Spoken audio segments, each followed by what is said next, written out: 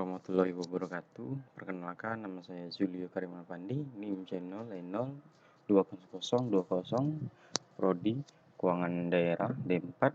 Dan pada kali ini saya akan membahas materi pembenaran bagian bab 12, yaitu penatausahaan dan pertanggungjawaban APBN dan APBD. Dan penatausahaan dari APBD ini terdapat 4, yaitu di bidang keuangan, akuntansi, yaitu pengelolaan daerah, keuangan daerah selaku bendahara umum negara atau yang menyelenggarakan akuntansi atas transaksi keuangan, aset utang, ekuitas dana, termasuk transaksi pembiayaan dan perhitungan. Itu penjelasan aset ini pada ayat ini adalah sumber daya yang antaranya lain meliputi uang, tagihan, investasi, dan barang yang dapat diukur dalam suatu uang. Dan 3. Menteri Pimpinan pada Lembaga Kesatuan Kerja Perangkat Daerah selaku pengguna anggaran menyelenggarakan akuntansi atas transaksi keuangan, yaitu termasuk pada transaksi pendapatan dan belanja yang berada dalam tanggung jawabnya. Keempat, yaitu sebagai dimaksud pada ayat 1 dan 2 digunakan untuk menyusun laporan keuangan dan pemerintah pusat atau daerah sesuai dengan standar akuntansi pemerintahan pada pasal 51 Undang-Undang ayat 1 tahun 2004. Dan pertanggungjawaban atas APBN ini terdapat 4, yaitu bendahara penerimaan, yaitu pengeluaran bertanggung jawab secara fungsionalitas pengelolaan uang yang menjadi tanggung jawabnya kepada kuasa bendahara umum negara atau bendahara umum daerah. Dan keuangan bendahara umum negara bertanggung jawab pada Menteri Keuangan selaku bendahara umum negara dari segi hak dan ketataan pada peraturan atas pelaksanaan penerimaan dan pengeluaran yang dilakukannya. Dan ketiga, bendahara umum bertanggung jawab pada Presiden dari segi hak dan ketataan pada peraturan atas pelaksanaan penerimaan dan pengeluaran yang dilakukannya.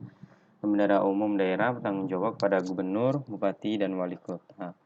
Dan pada penatausahaan pada anggaran pendapatan belanja daerah, yaitu APBD, yaitu pengeluaran atau badan yang menerima atau menguasai uang atau barang kekayaan daerah wajib menyelenggarakan penatausahaan sesuai dengan peraturan undang-undang.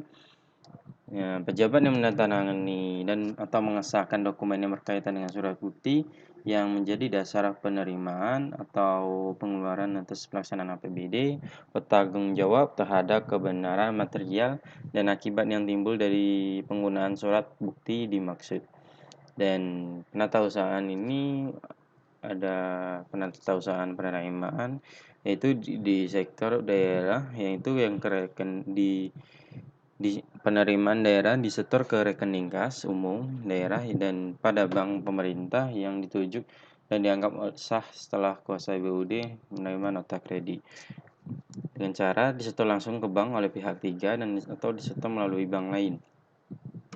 Dan ini penatausahaan pengeluaran yang menyusun rancangan anggaran kas SKPD.